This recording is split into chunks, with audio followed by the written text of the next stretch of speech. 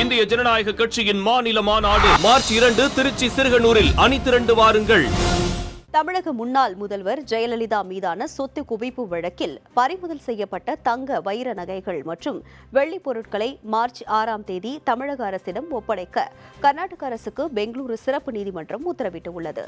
வருமானத்திற்கு அதிகமாக 66 கோடி ரூபாய் சொத்து குவித்ததாக தொடர்ந்த வழக்கில் கடந்த 2014ஆம் ஆண்டு ஜெயலலிதா, சசிகலா, சுதாகரன், இளவரசி ஆகிய நால்வருக்கும் தலா 4 ஆண்டு சிறை தண்டனை விதித்தது.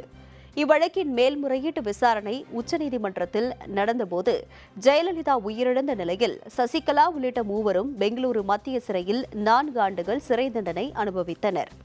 இந்த நிலையில் பெங்களூருவை சேர்ந்த சமூக ஆர்வலர் நரசிம்மமூர்த்தி கர்நாடக அரசின் கருவூலத்தில் வைக்கப்பட்டுள்ள ஜெயலலிதாவின் பொருட்களை ஏலம் விட வேண்டும் எனவும் அந்த தொகையில் இவ்வழக்கிற்காக கர்நாடக அரசு செலவு செய்த பணத்தை வழங்க வேண்டும் எனவும் கோரினார்.